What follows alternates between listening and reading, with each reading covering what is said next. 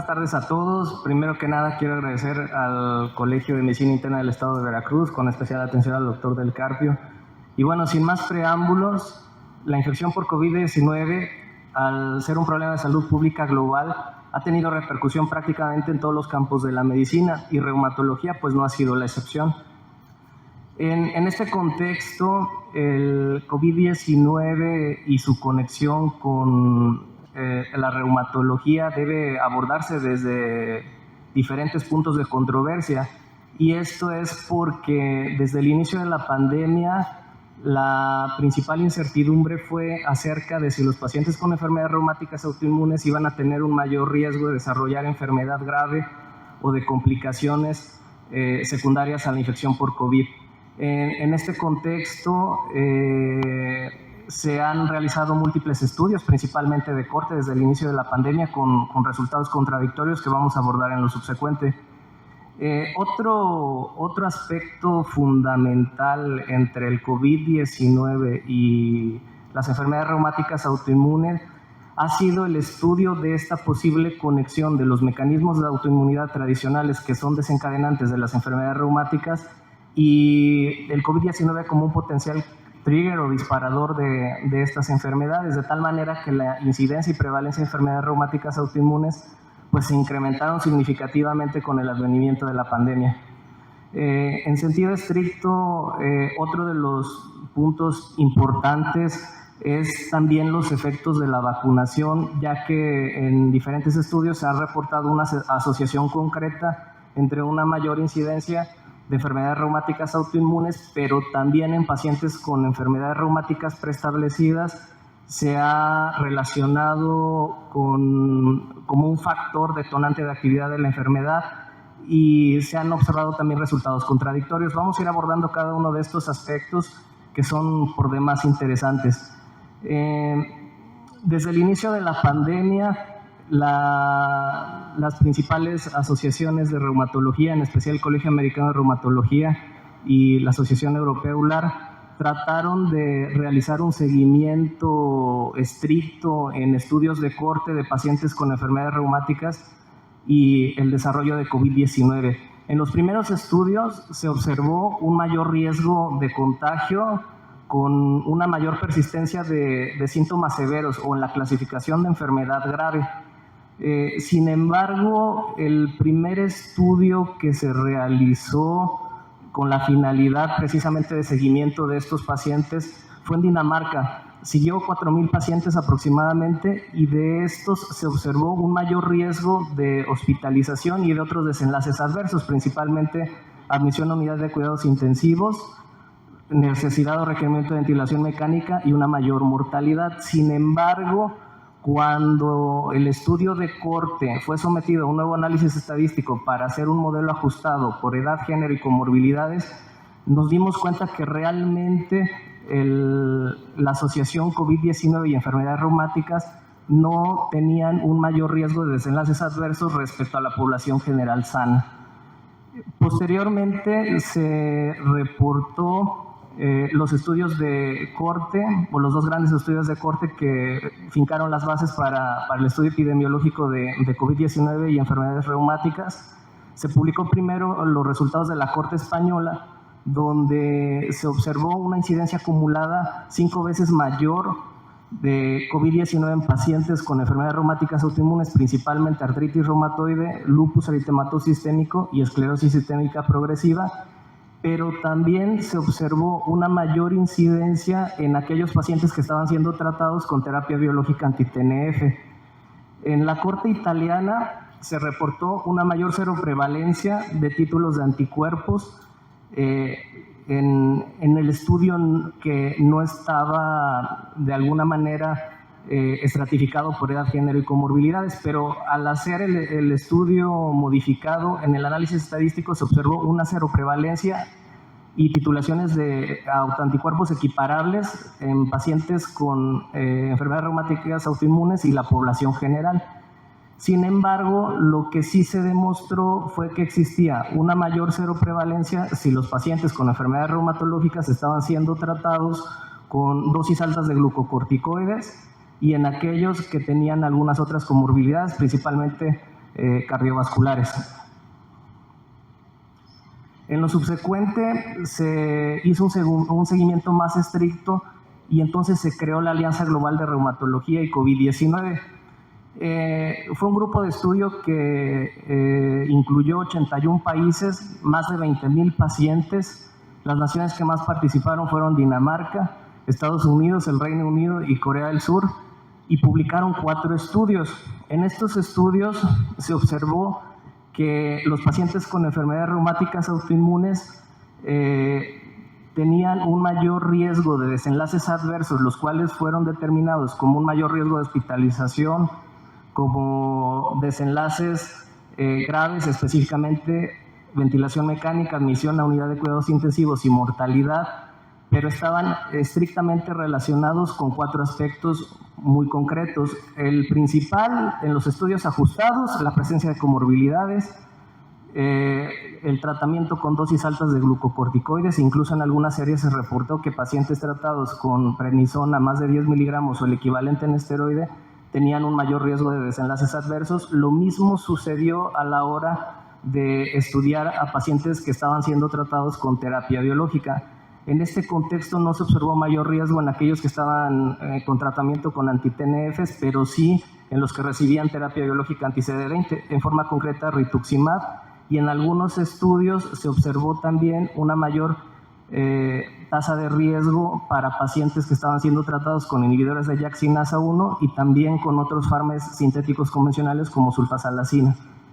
En otro contexto, otro de los factores que fue determinante para la presentación de desenlaces adversos fue la actividad alta de la enfermedad al momento del diagnóstico de COVID-19. Y bueno, en el curso de la pandemia, conforme se fueron describiendo los mecanismos patogénicos del virus, se empezaron a caracterizar diferentes mecanismos que conducían directamente a la autoinmunidad. Sigue siendo una interrogante que está en el aire si esta asociación directa con la autoinmunidad conecta en sentido estricto con una mayor prevalencia de enfermedades autoinmunes de nuevo inicio que hemos visto en la actualidad. En este contexto, como cualquier infección viral, el COVID-19 tiene el potencial de generar una respuesta inmunológica amplificada o desmedida. Es un promotor de la autoinmunidad por diferentes vías y llama mucho la atención las diferentes vías de autoinmunidad porque nos recuerdan mucho la patogenia de diferentes enfermedades autoinmunes.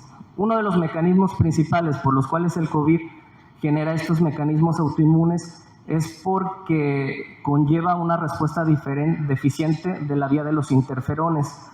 La vía de los interferones es un mecanismo patogénico que es el que está principalmente caracterizado en el lupus eritematoso sistémico, y en el contexto del COVID-19 el virus lo que genera es una respuesta deficiente antiviral, porque la vía de los interferones al no contrarrestar de forma correcta o neutralizar al virus de forma correcta, induce una respuesta amplificada de la respuesta inmunológica.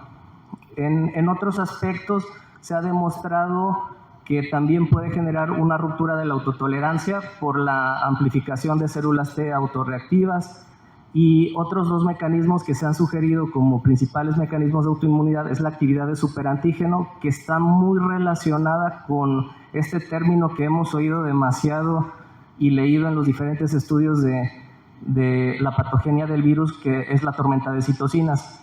En otro mecanismo, al inhibir la apoptosis celular, especialmente de células autorreactivas, se puede considerar un detonante de actividad autoinmune no solamente tisular local a nivel del tracto respiratorio, sino que puede establecer la conexión con las enfermedades reumáticas bien definidas. ¿Cómo actúa el virus en la vía de los interferones? De forma concreta, en la vía de los interferones, el virus evita la generación de la estimulación génica para la modulación de la vía de los interferones. La vía de los interferones es la responsable de evitar la replicación viral. El virus genera autoanticuerpos que evitan la unión de los interferones a su receptor de membrana y con ello evita que se dé un control eficiente de la replicación viral, lo que conlleva a la hiperinflamación y al daño tisular. En otro contexto, otro de los aspectos que fueron muy estudiados también desde los primeros estudios de investigación básica fue la presencia de anticuerpos antifosfolípidos. Y esto es fundamental porque nos permitió la descripción de un tipo de microangiopatía trombótica que caracteriza a los mecanismos de daño tisular en COVID-19. De forma muy concreta se ha reportado hasta una prevalencia del 90% de anticoagulante lúpico en pacientes con COVID grave. Esta presencia de anticoagulante lúpico es contradictoria porque en algunos estudios se ha demostrado que pueden ser falsos positivos y anticuerpos transitorios sin una capacidad patogénica. En otros estudios se ha observado una prevalencia alrededor del 12% para otros anticuerpos, principalmente para anticuerpos anticardiolipina de tipo IgG e IgM y anticuerpos antibeta 2 glicoproteína. Son pocos los casos donde se ha demostrado una triple positividad y también son pocos los casos donde se ha reportado el poder patogénico de estos anticuerpos al remitir la infección viral. En este contexto, en los estudios de corte multicéntricos de seguimiento, se ha visto también muy poca tasa de incidencia de síndrome antifosfolípido post-COVID. Pero en el marco de la infección por COVID-19, la presencia de anticuerpos antifosfolípidos sí se ha relacionado directamente con una microangiopatía trombótica a nivel pulmonar que puede conllevar a una infección severa o grave. Los mecanismos que los anticuerpos antifosfolípidos inducen a nivel endotelial tiene que ver principalmente con la activación plaquetaria, con la activación de la vía alterna del complemento y por otra parte con una vía de modulación muy importante que tiene un poder protrombótico que es inhibiendo la destrucción de trampas extracelulares de neutrófilos. De esta manera se favorece la netosis y se amplifica la respuesta inmunológica.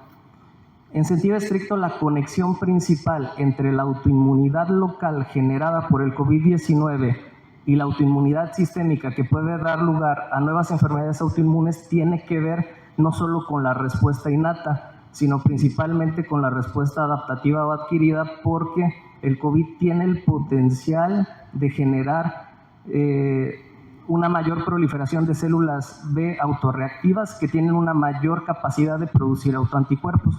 De tal manera que en algunos estudios de investigación clínica básica se ha observado que los pacientes con COVID grave tienden a tener una mayor proliferación de linfocitos T autorreactivos extrafoliculares. Estos linfocitos T autorreactivos extrafoliculares tienen un mayor potencial de daño a autoinmunidad porque en el camino pierden todos los puntos de control de la tolerancia y se convierten en células productoras de autoanticuerpos de diferente tipo. Y bueno, ¿cuál es la conexión entre el COVID-19 y las enfermedades autoinmunes? Prácticamente en los últimos 2 años se ha observado una mayor prevalencia de enfermedades reumáticas autoinmunes y muchas de ellas de características seronegativas. Más tarde vamos a hablar acerca de uno de los síndromes que mejor se ha caracterizado, que es el síndrome inflamatorio articular post-COVID-19. Pero en sentido estricto, la conexión entre la autoinmunidad local con la autoinmunidad sistémica que conlleva esta correlación tiene que ver principalmente con las dos vías de la inmunidad, tanto con la inmunidad innata como la inmunidad adaptativa.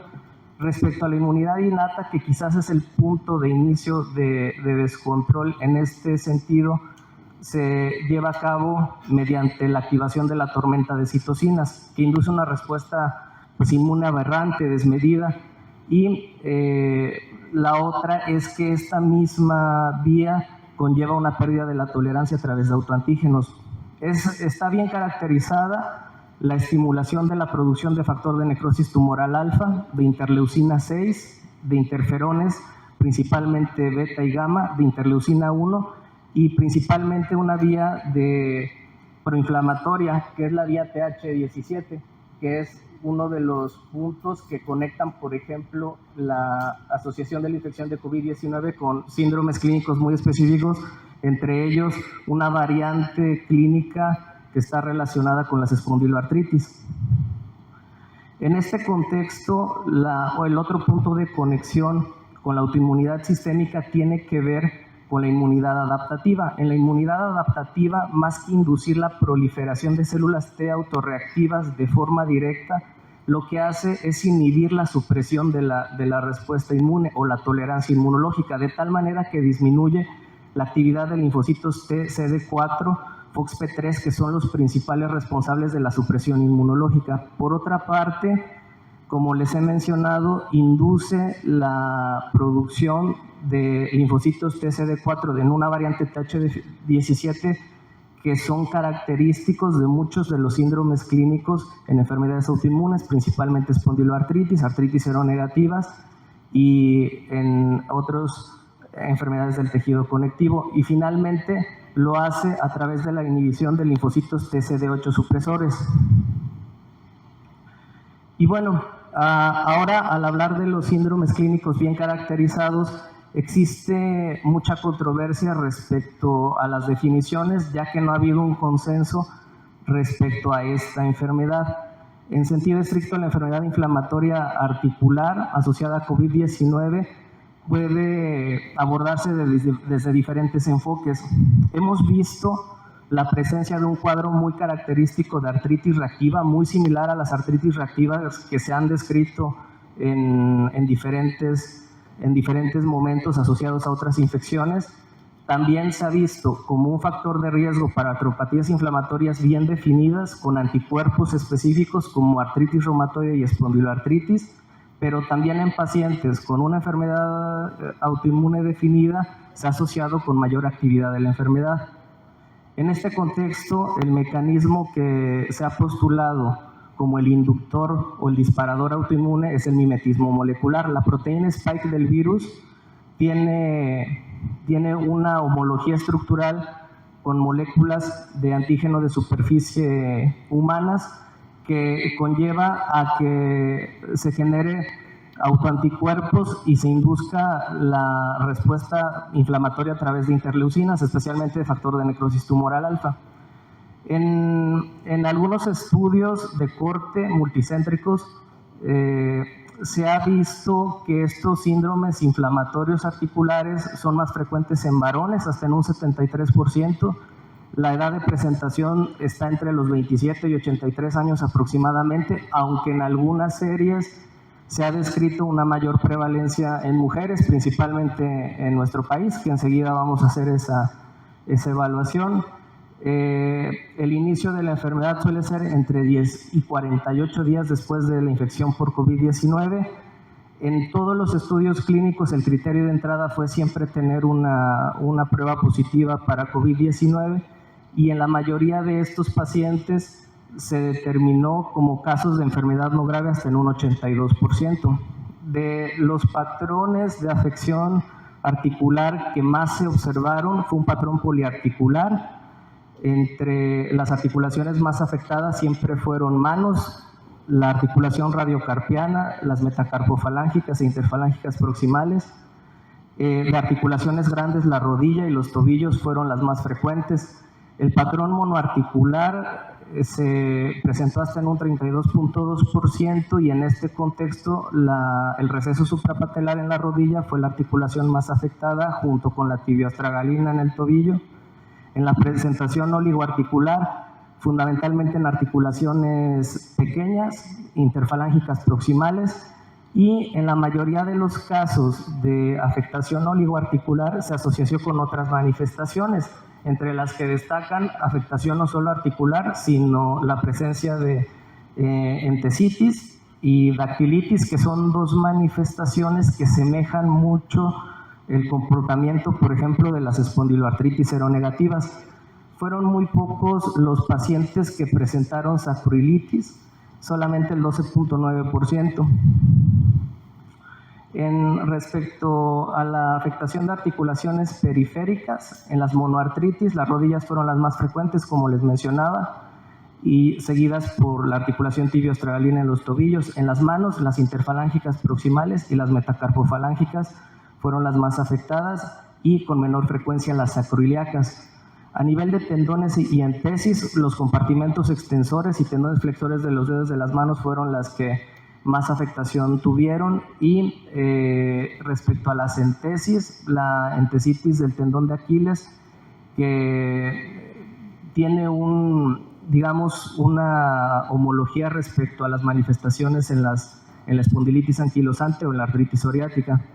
Respecto al tratamiento, en estos estudios de seguimiento de corte, la base del tratamiento siempre fueron los glucocorticoides, los antiinflamatorios no esteroideos, y cuando requirieron fármacos sintéticos convencionales, el metotrexato y la hidroxicloroquina siempre fueron los de elección a dosis bajas. Y bueno, respecto a nuestra población,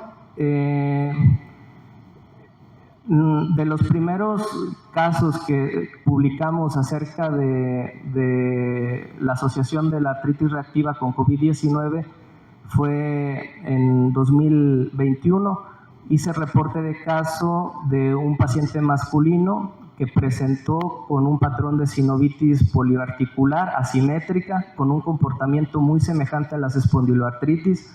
La diferencia de lo que nosotros reportamos, a diferencia de lo que se había publicado en otras series, es que se basó en un estudio de imagen. De forma concreta, hice la evaluación mediante ultrasonido musculoesquelético, pudiendo demostrar de forma objetiva la presencia de sinovitis, pero también de proliferación sinovial, que son dos características que difieren la inflamación de cualquier otro tipo respecto al origen autoinmune del problema.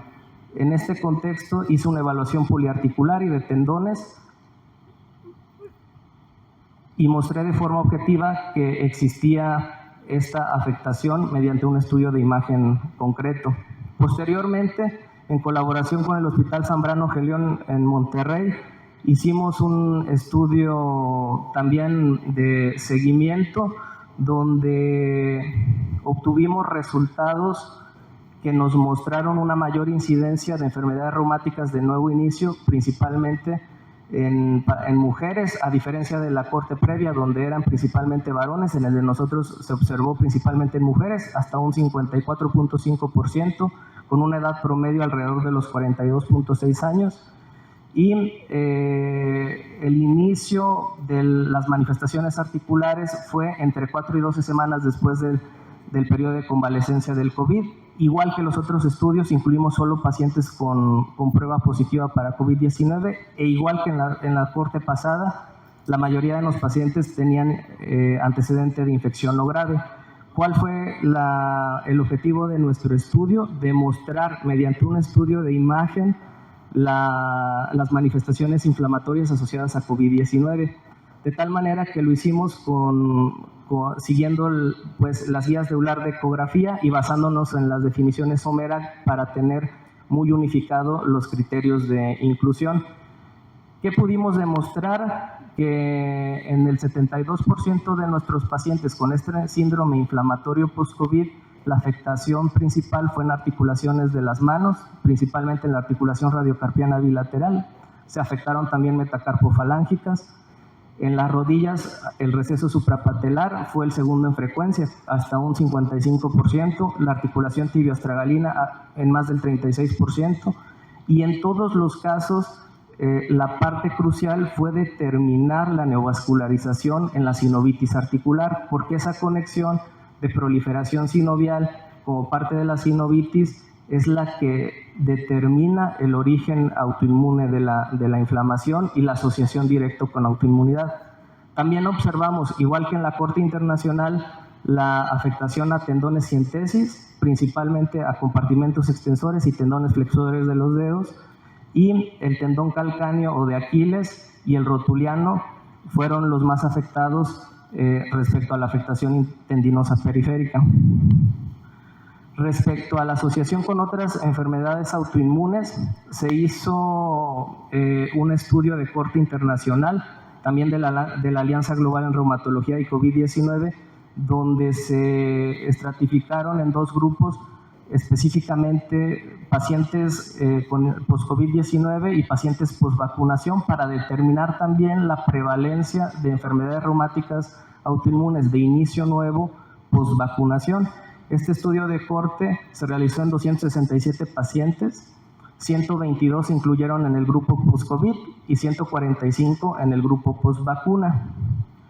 Y bueno, en este estudio de seguimiento, al final de la evaluación, se obtuvo en 24 pacientes del grupo post-COVID una incidencia de enfermedades autoinmunes, de las cuales el resultado fue contradictorio para otras series de estudio, ya que si bien el síndrome inflamatorio articular había sido el mejor descrito en este contexto, para esta serie la esclerosis sistémica progresiva fue la más frecuente en el grupo post-COVID, seguida de la enfermedad de indiferencia del tejido conectivo, las miopatías inflamatorias y, por ejemplo, padecimientos que en nuestra población de pacientes son más frecuentes, como el lupus eritematoso sistémico y el síndrome de Sjögren, se presentaron en un porcentaje más bajo.